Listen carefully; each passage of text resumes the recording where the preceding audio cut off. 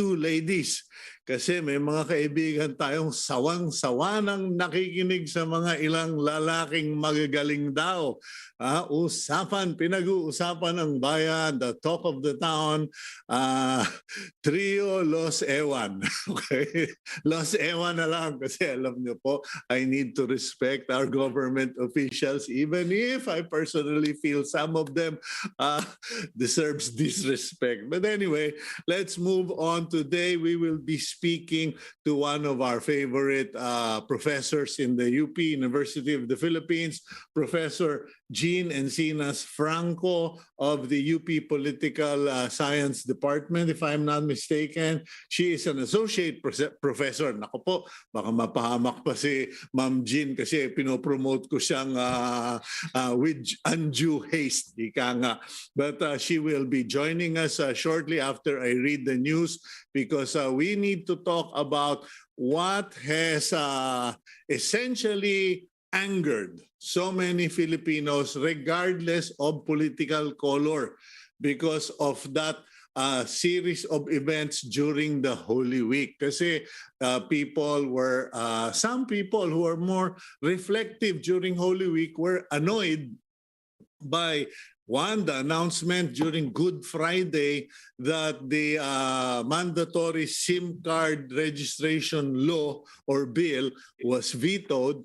And then come Easter Sunday, a group of presidentiables, or they think they're presidentiable, decided to have a press conference.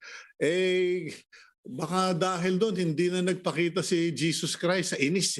Okay, that during Easter Sunday, when we all look forward to having our lunch and dinner with our families and rejoicing, biglang merong trio Los Ewan na nag-press conference and declaring some inanities. We will speak to Associate Professor Jean Franco regarding that. And then, after that, another lady joins us. Sabi sa inyo, all Filip+Inna lineup tayo because the other lady is the founder and creative director of a local clothing brand, Filip+Inna, and she will be the second feature, if I'm not mistaken, on that program on Cignal TV about game changers, about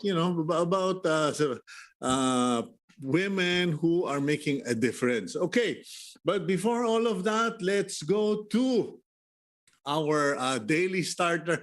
Ito po, pinili ko talaga ito. But I did not know that it would land on this particular day. Dapat pala, ito kahapon ko pa nagamit eh. It comes from the Marvel Comics icon Stan Lee. He is the illustrator, the creative mind behind Marvel Comics. And Stan Lee said this: if you have an idea that you genuinely think is good, don't let some idiot talk you out of it. Okay? And the story behind that is that when Stan Lee came up with this storyline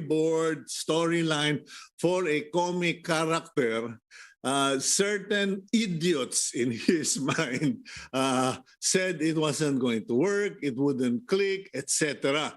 But as you all know, not only did Stan Lee succeed in creating the Marvel comic series, okay, he even appeared in cameo roles on several episodes of those movies. So ayan po, no? Kumbaga, huwag kayong huwag kayong maniniwala dun sa mga commit the supreme sacrifice. Okay, let's now go to the front page of the Philippine Star. Eto na. This is what we have been telling you all along. Please think about this. World Health Organization warns of 300,000 Philippine active cases by May. Okay? Baka sabihin nyo, naku, yan na naman yung WHO, nananakot na naman, nangungoriente na naman. No, this has basis because South Korea which is half our population, is already experiencing or has already reached 600,000 cases per day. And as you may all realize or are aware of, Shanghai is essentially a disaster area. Walang labasan, walang uwian. Yung iba wala nang kainan because they just really implemented a lockdown that is far more severe than we have had in the Philippines. So, yun po, be careful.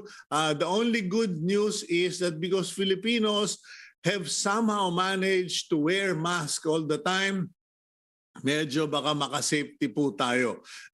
In any case, please be careful, wear your mask, and observe social distancing. Meanwhile, at the top of the front page, and pag-uusapan natin today, rivals daw sila ni Presidential Vice President and Presidential Candidate Leni Robredo.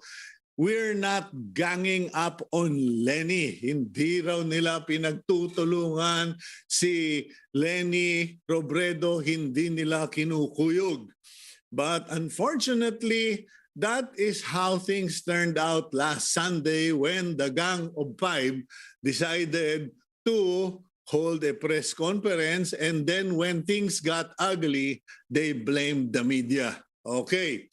Meanwhile, implementation of second booster, which I read yesterday from the front page, would be implemented this week. And next week, no week.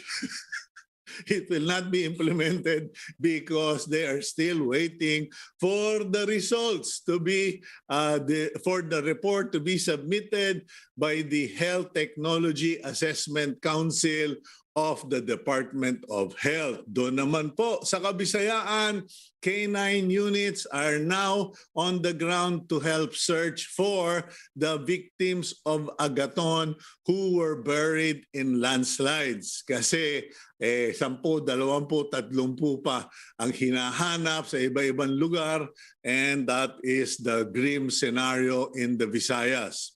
Meanwhile, that big center photo of the Philippine Star is a photo of the Uniteam Bongbong Marcos Sara Duterte Carpio Grand Rally in Cebu yesterday.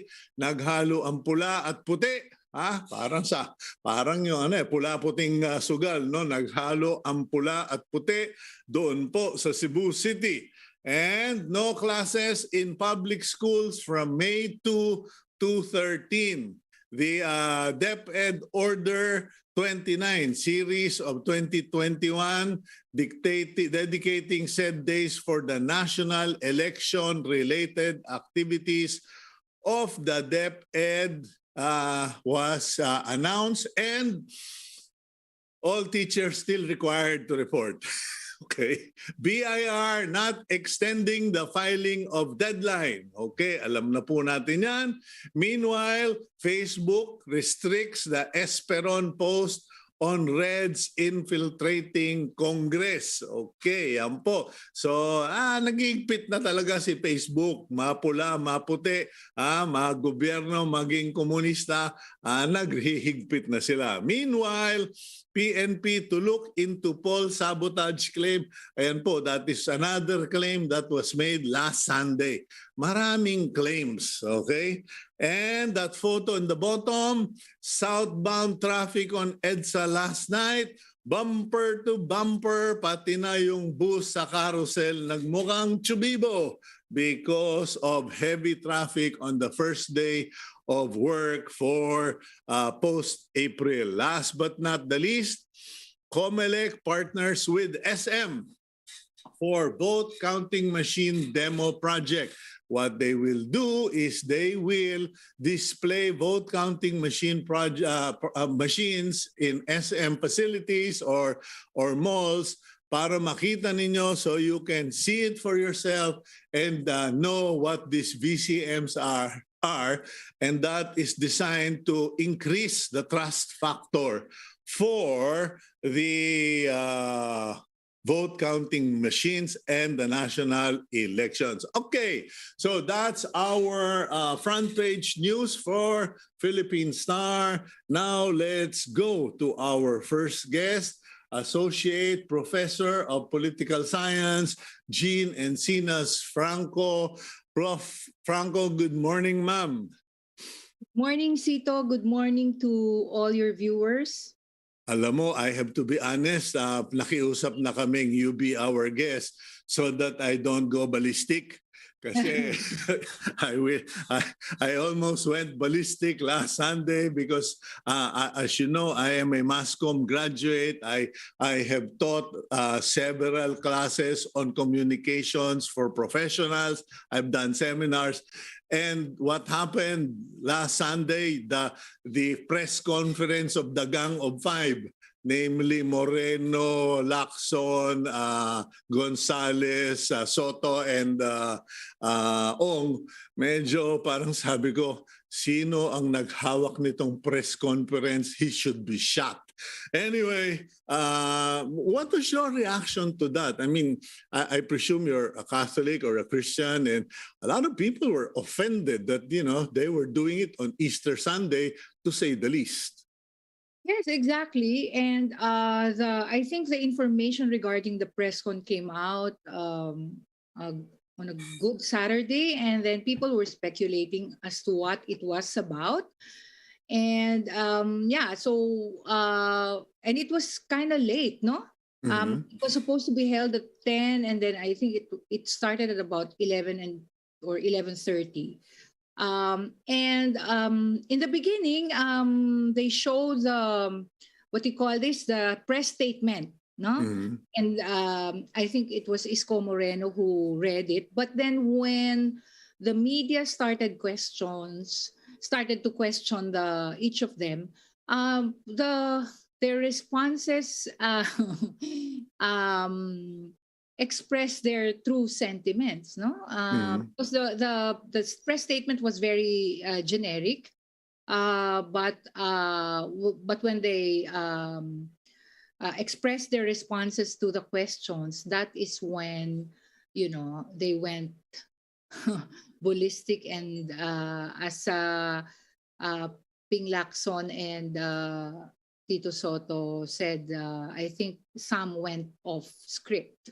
No, okay. Based on what has been said, what has been printed, it was supposed to be a press conference on the press statement, or based on what several of them said, that it was merely a statement to be made that they are not quitting. Now, you are a student of political science, quote unquote. Kumbaga, lagi mong pinag-aaralan yung mga bagay na yan. Nakuha mo ba yun? Did you get that impression? And why do you think was there even a need for them to hold that press conference to say na hindi kami aatras at walang makakapagpaatras sa amin? Because people were wondering, bakit? Sino ba nagpapaatras sa inyo? Yes, in fact, parang I get the impression that wala naman silang sinabing bago. They could have just issued press statements, each of them, informing the public that they will not withdraw. No, the trouble is that, and that is where optics came in. No, yung magkakasama silang lahat. No, magkakasama silang lahat, and they collectively maligned the lone woman candidate. Who is VP Leni Robredo. I mean, kahit saan mo tingnan, hindi maganda. Hindi maganda ang optics, no? Kasi magkakasama sila eh. And they ganged up on the lone woman candidate. And if you are Filipino, o kung lalaki ka, halimbawa, I would like to believe that most Filipinos are gentlemen, no? You will really be turned off, no? Kung babae ka naman, talagang may isip mo, why are they ganging up on this woman na walang kalaban-laban? She was not even there. And yung logic, no? Why are you hitting number 2 if you want to win? Okay, now how do we explain all of this? Kasi parang so many things surfaced, okay? First of all, why what is the behind that strategy or that action? Kasi siyempre for every action there must be a reason. Senseless or irrational as that reason may be, there has to be a reason. Now, in the realm of political science, do you see anything like this that's happened before, or can you explain why they might want to do this? You know, in the Philippine context, I don't think this has happened before. That's why people were very curious about it when there was that announcement of the press con. And secondly, I do not think they achieved any purpose, no, other than to earn the ire of most Filipinos. Okay. I think, and then, it also started the speculation because they were hitting number two. They were not hitting number one when there are more reasons to hit number one. And it started speculations, at least from what I've read on the net, that they're favoring Marcos Jr. Yeah, which leads me, pasensya ka na, Professor, no? I will start acting like a lawyer leading the witness, no? But kasi maraming tanong yung iniisip ng tao. So they call for a press conference that makes no sense. They issue a statement declaring they will not withdraw. Have you, as an observer and as an academician and scientist, ever heard, read, or seen any basis for them to even say, marami kasi nagpapa-atras sa amin, etc., etc.? They're not, they're not wide-eyed Polianas in terms of politics, no? Hindi naman sila bago sa politika. They know that in the, run up to the May 9, 2022 elections, these are things that actually happen, no? And the things that they've said, that people were asking them to withdraw, some people, obviously they said it was from the Lenny camp. These were already said in their previous statements, no? A month ago, 2 weeks ago. But then, so, I was surprised that they actually collectively gathered in the Manila Pen and said all these things, no? But could it be an attempt to stop the bleeding, so to speak? Kasi kumbaga, nilaglag ka na nung isang grupo, yung grupong sumusuporta kay Ping, nilaglag siya nila Bebot Alvarez and went to Lenny. Yung isang grupo naman ni Orbos na sumusuporta kay Isko Moreno, nilaglag din siya, sumama na rin kay Lenny. Is this a collective effort to stop the other people from shifting now to Lenny? Because that seems to be the wave. Parang konti-konti, biglang may mga grupo na, teka, olat todits, lipat na tayo, kabilang bakod na tayo, wala tayong mapapala dito. So naglilipatan na.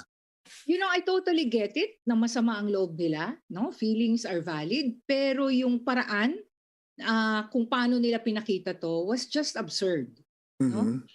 Kasi hindi maintindihan ng tao why you are going to hit number 2. Lahat naman sila gusto nilang manalo. Bakit hindi number 1? No? Kung masama ang loob nila sa number 2, what will they get if they hit number 2? Tapos sabi nila hindi naman other than the fact na gusto nilang they just wanted to express their collective ire over the fact that they were being asked to withdraw. Actually nawala yun sa storya eh. Hindi nag-succeed yung gusto nila na kasi they were talking about character, they were talking about the fact na bakit ganoon, bakit sila pinapa-withdraw, pero hindi yun ang naging istorya. Ang naging istorya yung I do not even know why they never realized it in the first place. Yung optics na lahat sila parang nagtulungan, no? Para silang nagtulungan sa umpisa, Professor Jean, but bandang huli naglaglagan na sila. Yes, exactly. And that tells you that they're aware that of the fallout that happened, no?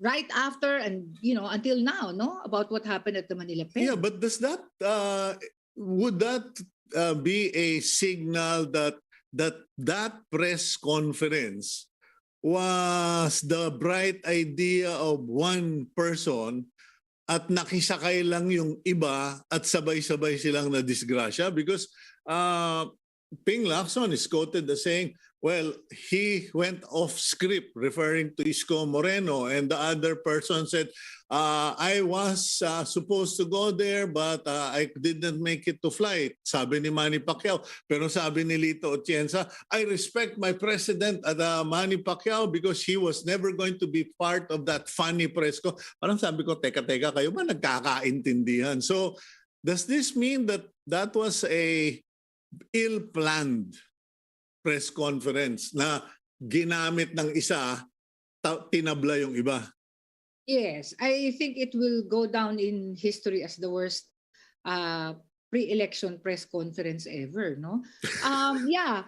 The ano rin tama, isa lang and then they drafted that statement. Ang tingin ko dun sa statement, which was very general, kasi usually pag general yung statement, ibig sabihin talagang gusto nila magkasundo-sundo sila, no? But then all hell broke loose, no? When each of them spoke. Doon na nakita yung intentions ng isa't isa. Okay, now what does so at the end of the day, is it safe to say na I don't know because the talk is ang nanalo dito, nakinabang dito si Bongbong Marcos. Now, ang sinasabi naman ng iba, that is also evidence of what has been claimed by many in the past.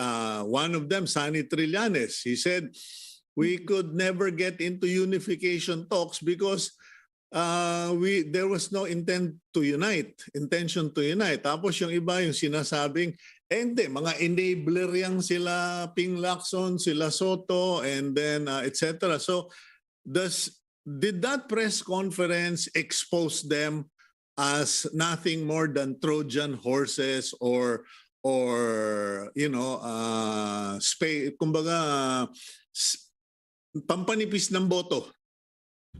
Yes, exactly. That press conference fueled that perception that they were Trojan horses for Marcos Jr., which was already there, no, when they declared their candidacy and when they did not agree to the unity talks, no. And I do not know why at this stage of the campaign they would want people to have that thought again, no? Professor Jean, I don't want to put you in the spot, no, but you're the scientist, you're the academician. By at the rate that Lacson, Gonzales, and Dumogoso or Moreno has been performing, do they even matter? Kumbaga kasi sabi nga ni Lenny Robredo, just focus on the campaign. So hindi na niya pinapansin. And some people are saying, nagpapapansin lang yung mga yan, pero puro kulelat yan. Kanilang performance based on what you have observed, do they still matter in this election? That press conference actually manifested that they felt that they no longer matter in this election. They actually felt it because they wanted attention. And they knew that they could not have attention if they were just going to hold a press conference on their own. So they wanted to have the other candidates for maximum impact, so to speak. Okay. Very interesting point. Kasi if so many people keep going to your group or to your individual members of that gang of five, telling them, withdraw na lang kayo, sumama na lang kayo, sumuporta na lang kayo kay Lenny, that's point one, di ba? Kumbaga, yun yung first sign na mukhang mahina ang takbo ninyo eh. Sumama na lang kayo doon para lumakas yun. Total, makakatulong kayo. And then, nag-press conference sila. It is by way of what they did, it is an admission na mahina talaga sila kung they needed 5 people to be in the table by the table to hold that press conference. And kasi normally kung malakas ka, kahit mag-isa ka, pwede kang umupo doon sa lamesa na yon. Exactly. And I don't know if, of course, some of them are veteran politicians or have worked in the government for a long time. I don't know if they know how media works, no? Kung walang bago yung sinasabi nyo, syempre yung angulo doon, kung ano yung bagong makukuha nila. So, and yung bago nilang nakuha doon sa press con was, men, an all-male group of presidential candidates, maligning the only woman candidate. Yan yung storya. Diba? Kasi lahat naman ang sinabi nila, walang bago eh. Correct. Well, very good analysis. Yeah. But what about the fact that they're now blaming us? Parang sinisisi pa nila yung reporters for framing the dialogue, framing the questions, and making it appear that the press conference was an anti-Leni press conference. I mean, The worst thing is to have a press conference and blame the media after. I love how you say things. It was an Easter Sunday, and people were wondering what the press conference was all about. The media had to, get out of their vacations, get out of, spending time with their families, and yet they were given these theatrics, di ba? Okay, now as far as effects are concerned, what do you see happening for Leni Robredo? Kasi parang in one way, it unfortunately highlighted the fact that there is only one opposition that remaining. There is the last woman standing. Kasi all the men essentially withdrew. Ika nga. Yes, some people who must have been turned off, no? I've been reading it on social media, must have turned to Leni, no? Mm-hmm. Especially people who does not consider Marcos Jr. as their option. So that would, well, as to whether that's enough to turn the tide for Leni remains to be seen, of course. Okay, but what about women power? People have been asking me about, what are the chances of Leni, etc. Sabi ko, if you go by a surveys, it's going to be a tough win. But the remaining point is women power in the Philippines. Kasi sa ibang bansa, yan yung secret power eh. Yan yung bigla na lang lumalabas sa eleksyon. Sa palagay mo ba yung kababaihan after that fiasco last Sunday will now come to terms with their power and their one vote means a lot? Yes, of course, no? Kasi alam mo ang hindi pa masyadong napag-aaralan dahil din walang kulang sa datos yung women's vote in the Philippines, no? Mm-hmm. So hindi alam whether women there are more women voters compared to men, no? Slightly higher, no? Pero hindi pa napapag-aralan whether women necessarily vote for fellow women candidates, no? Mm-hmm. Women voters vote for fellow women candidates. But ang nakakalungkot Cito is that 1937 pa, no, pinaghirapan ng mabuti ng mga babaeng Pilipina yung yung pagboto, pero hanggang ngayon wala pang 30% ang mga kababaihan sa politika, and yung behavior sa press con, that is exactly why very few women are in politics. Yeah, but given the power of their one vote, kasi parang ang tinatanong din ng mga kababaihan, ano ba mapapala namin dyan? As a political science associate professor, what should Filipinas realize? Kasi parang yung kanilang kalagayan now in the political realm, economic realm, social realm, what will their one vote buy them if they exercise that vote? That's a very good question, Cito, and thank you for asking that. Alam mo, um, there are many studies indicating, no, that if there are more women in politics, um, it yields to better outcomes for women and families. Ibig sabihin, the tendency of women is to formulate or establish programs that are friendly or that would be beneficial to women themselves and to their families.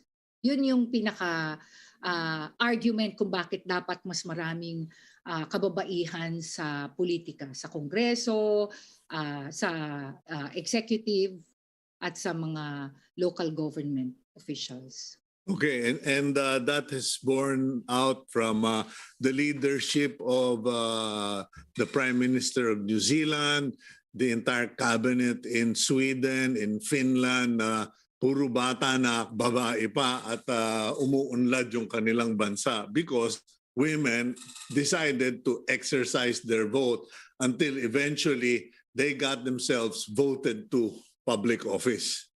Yes. And sa kanila kasi umabot na yung kamalayan nila, Sito, dun sa punto na ang leadership hindi kailangang macho, no?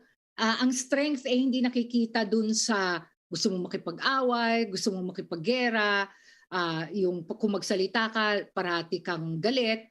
Sa kanila, quiet strength, grace under pressure, empathy. Yun na yung nakikita nila sa mga leader nila. Mm-hmm. It remains to be seen whether ganun na tayo, no, sa Pilipinas. Pero may mga pag-aaral din kasi na nagsasabing hesitant tayo. Gusto pa rin natin ang tingin pa rin natin sa leadership leadership na lalaki, no? So hindi ko alam, sana mabago. Okay, well I'm hoping that. My last question, Prof, tanong ko lang, no, kasi lagi kong sinasabi pag kayo minumura pa kayo ng media, you still matter. Pag kayo, minumura pa kayo ng mga citizen, you still matter. Because they're simply angry at your choices and decisions. Pero pag kayo ay pinagtatawanan na, binababoy na, or you have become the butt of jokes, do you agree with my perspective that once that happens, you have essentially been, ano ba yung term ng mga bata ngayon kumbaga, Canceled, yun. Buti pa nga bata ka kasi matanda na ako Canceled. Kasi lumalabas ngayon doon sa mga memes. May nabasa nga ako sa Philippine Star. Ginawa ng palabiruan yung ginawa nung Gang of Five. Kasi meron daw meme lumalabas na nananawa. May emergency meeting at press conference yung 6 o 5 team sa NCAA para manawagan sa San Beda na ipatalo na yung kanilang ibang games kasi number 2 lang naman sila. Baka sakaling manalo pa yung ibang team laban sa number 1. I mean, it's become a joke. That press conference has turned into joke. Leo, ewan ko ba, ang utak ko ngayong umaga, Leo Valdez, hindi Leo Valdez. Hello, ano ba ito? Yung ating, si Congressman Manik Manao, Leo Martinez. Yeah. I watched it. Naglabas siya ng Facebook video lang nagsasabing, ay ang mga nagwi-withdraw ay lalaki, hindi babae. Kumbaga referring to the withdrawal technique in birth control. Kumbaga, nagkakababuyan na. Is this a sign that the Gang of Five are officially canceled by the Filipino voters? Yes.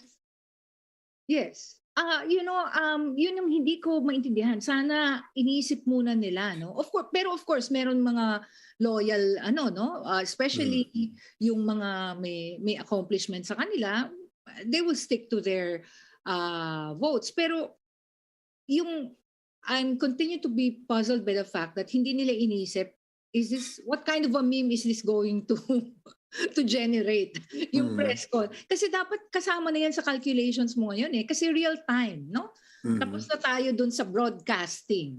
Unicasting na ngayon na 24-hour, 24/7 news cycle. So, dapat iniisip din, every time you're going to hold an event, how is this going to be a meme? Dapat may ganon. Okay.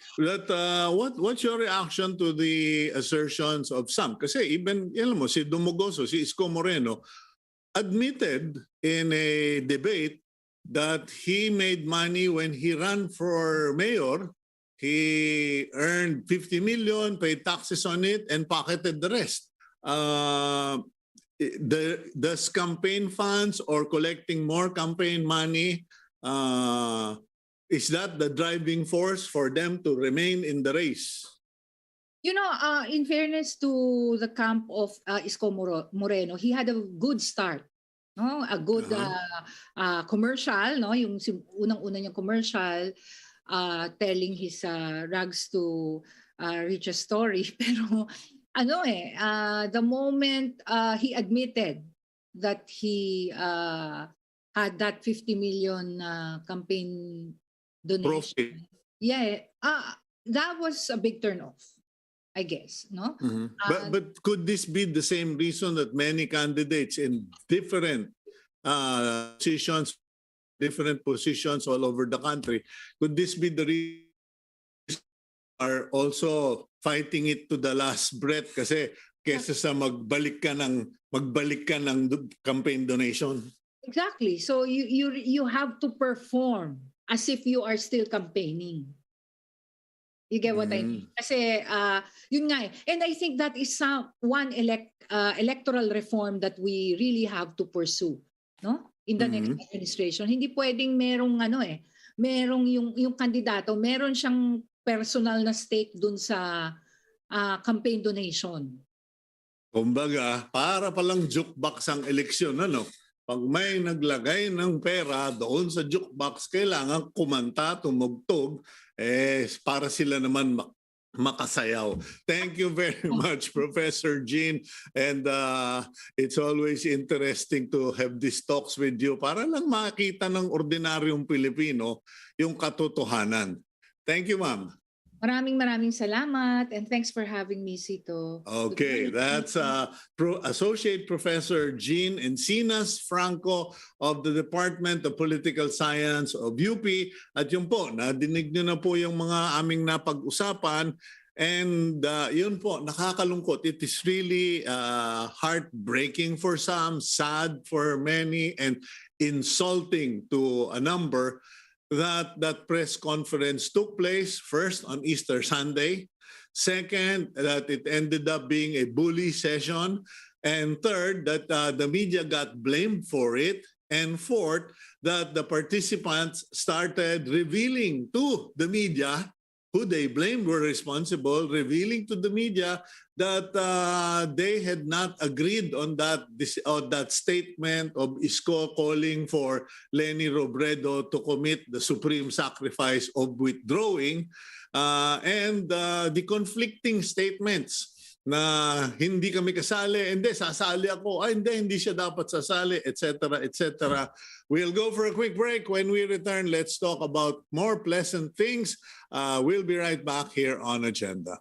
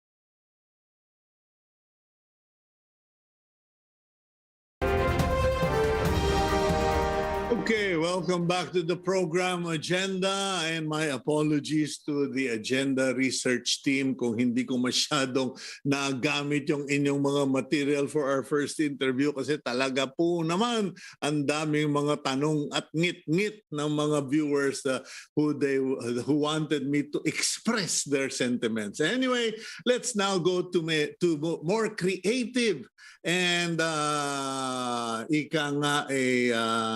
pleasing discussion. We have with us a fashion designer, creative director of Filip+Inna. She is none other than Ma'am Len Cabili. Good morning, Len. Hi, magandang umaga. Good morning to everyone listening. Hi, Cito. Nice to meet you. Okay, just looking at your blouse or your top, I am already envious because clearly that is a piece that represents Filipino tribal artistry, and hindi siya mura, I am sure, because it takes a lot of work. Could you please tell us a little about what you're wearing before we go into the subject matter? Well, this is inspired from the Cignal nisif of the Tiboli. It's their traditional upper garment that's hand embroidered. So we did like a similar version to it. Mm-hmm. And just updated the colors because traditionally they do red, white, and black. But we thought that it would be fun to do it in different colors and the design. Okay, now could you tell us a little about Filip+Inna, how you got into this? Because they say you're a fashion designer, but you know, designing is one area of fashion, production is a different area, and marketing or sales is a different, and not everyone can do all three. Apparently, you do. Yeah, actually, when someone asks me like when I started to think about doing fashion, as a child I was interested in clothes, but not really thinking of making a career out of it. And even when I was applying for school in UP Diliman, it was more of like my sister saying, why don't you try this course, clothing technology? And I ended up taking it up in college, but thinking more of the business side, not the design side.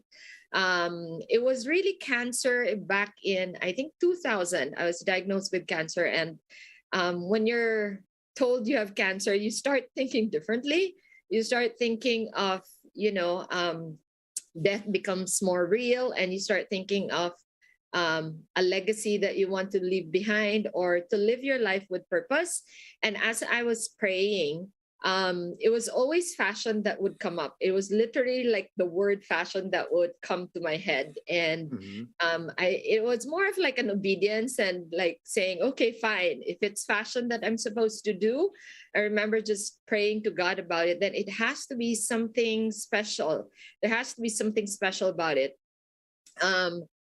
It took a while for me to figure out what type of fashion I'd be doing, but the answer came when I was in New York and I met a textile designer. He was working with artisans around Asia.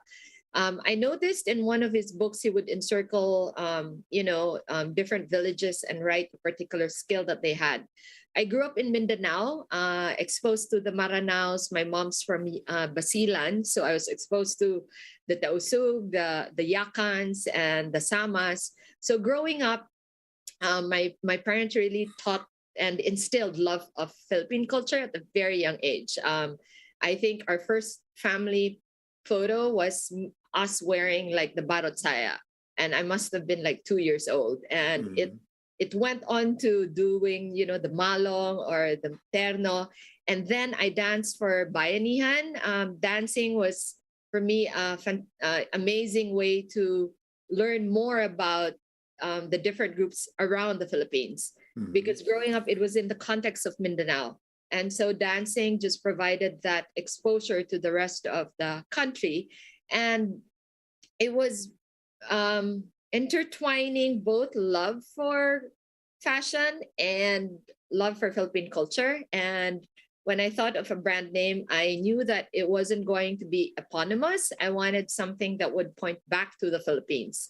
And I started with the most obvious, that I'm a Filip+Inna.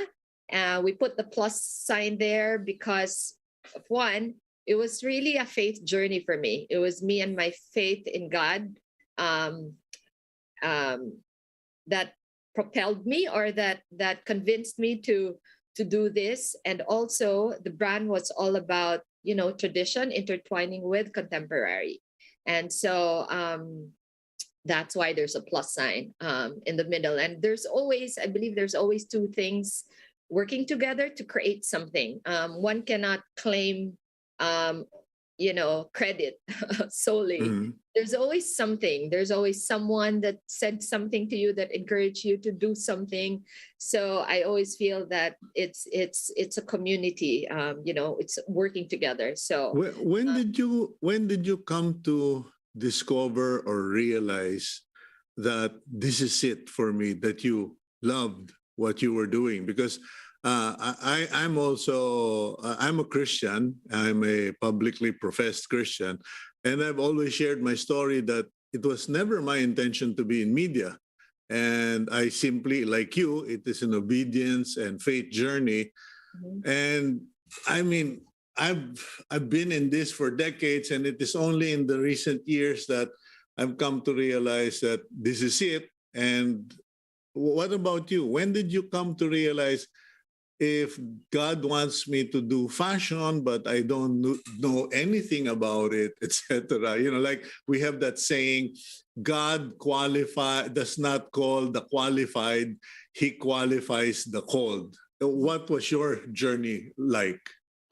It was, there was a lot of like prayers involved, um, and I think it was different for me in a way that God would only reveal the next step. So it was really, like you want to see the whole 10 meters ahead, or the 10 years, but no, God was always just saying, focus on what's there today.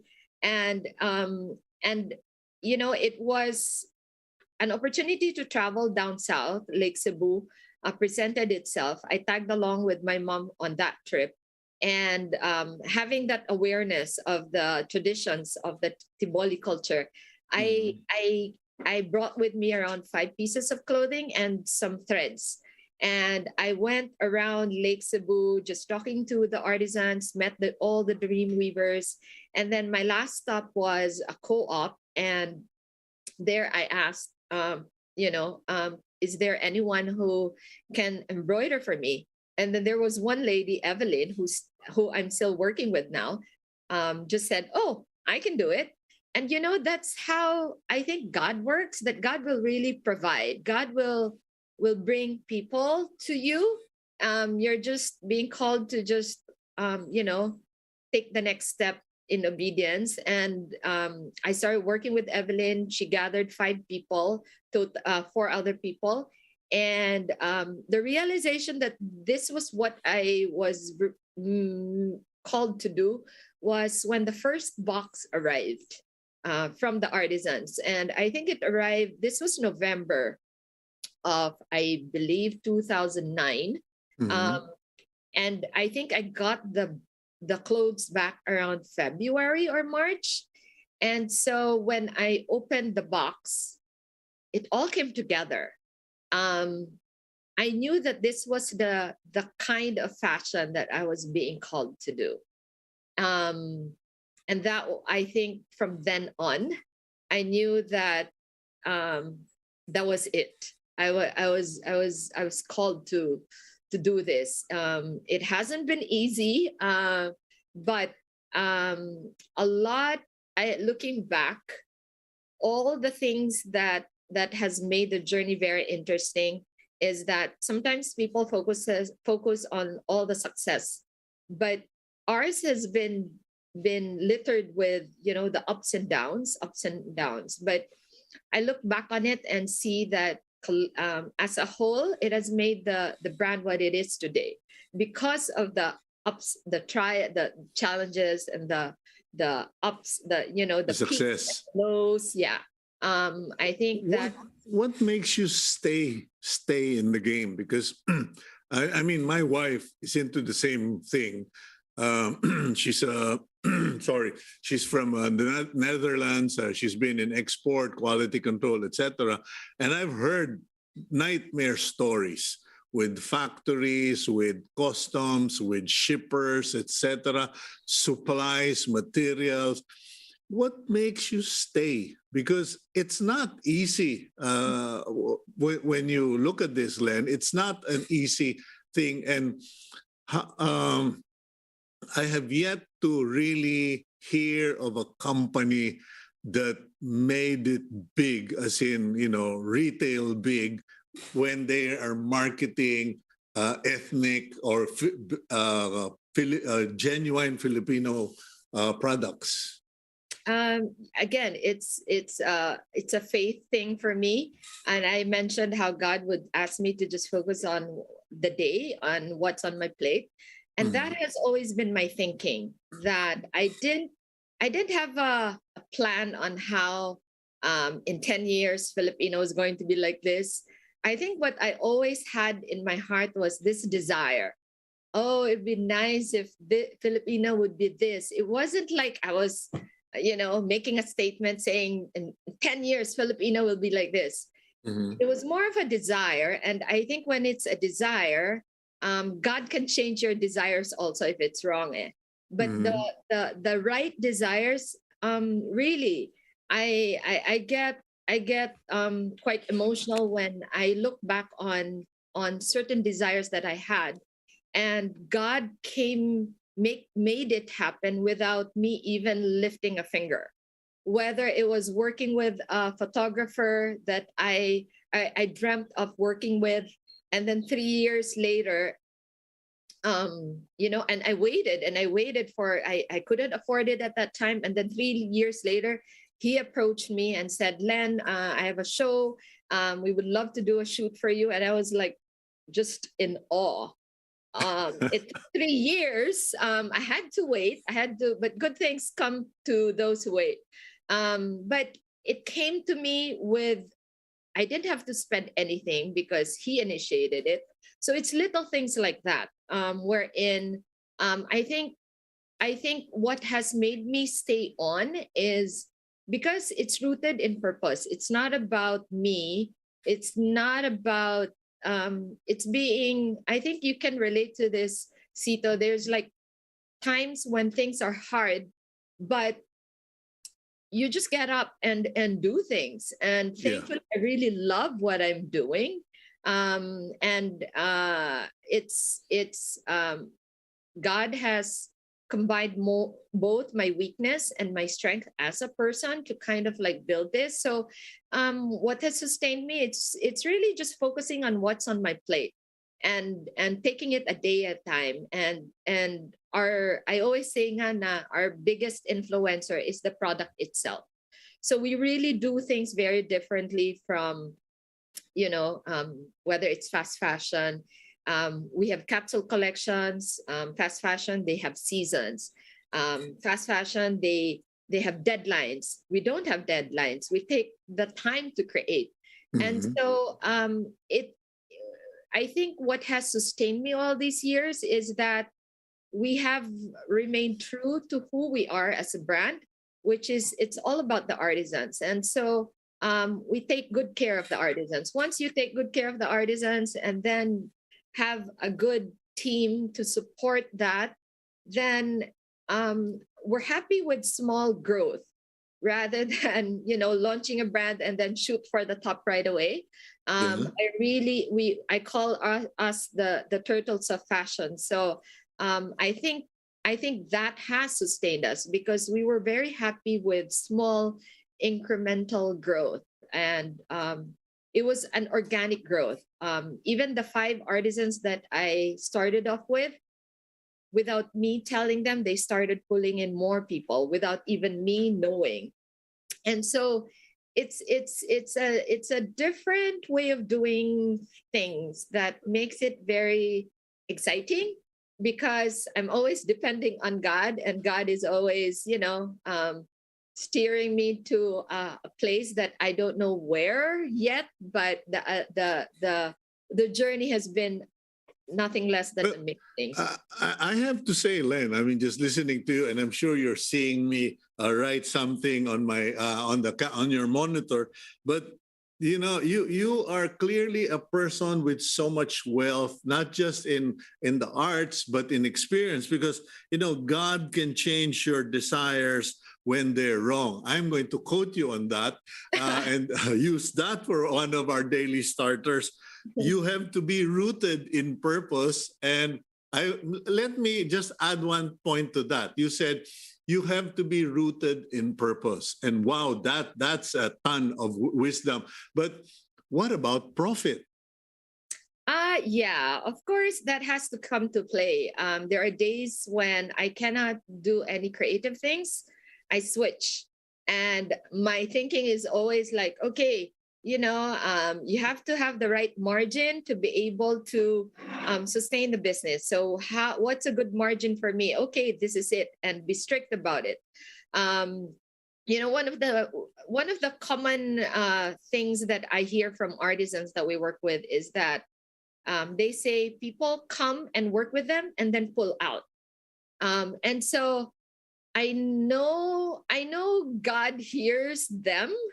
And so when they say it, so our way of doing things is really engaging them all throughout.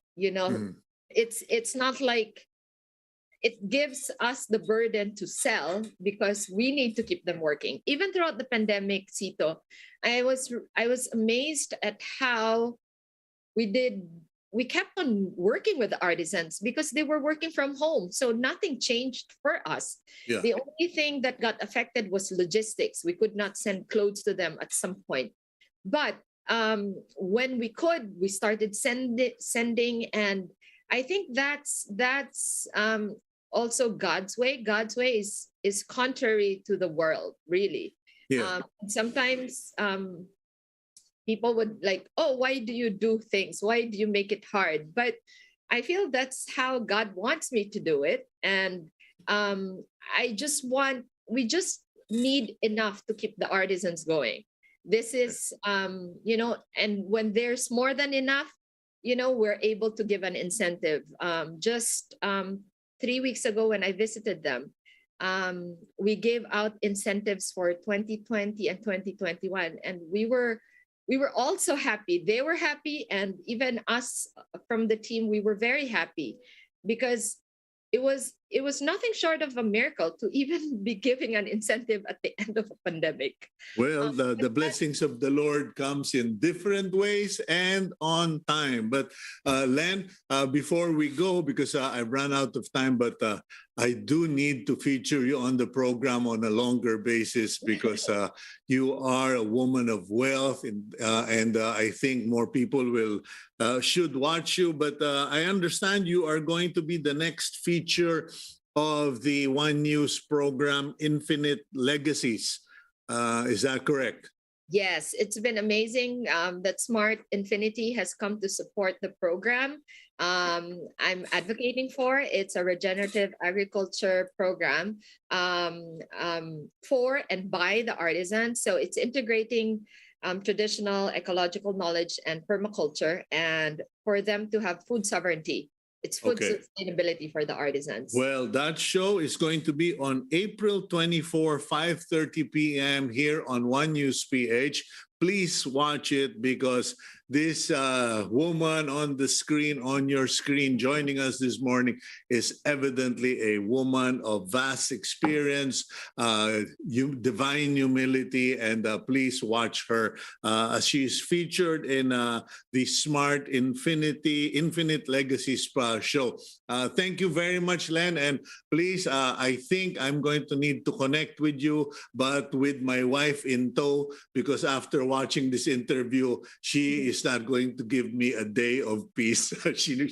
I'm sure she will want to meet you. Thank you very much, Len. Maraming salamat, Cito.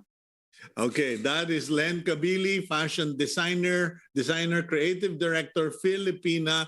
and she will be the next feature of Infinite Legacies for Smart Infinity on April 24, 5:30 p.m.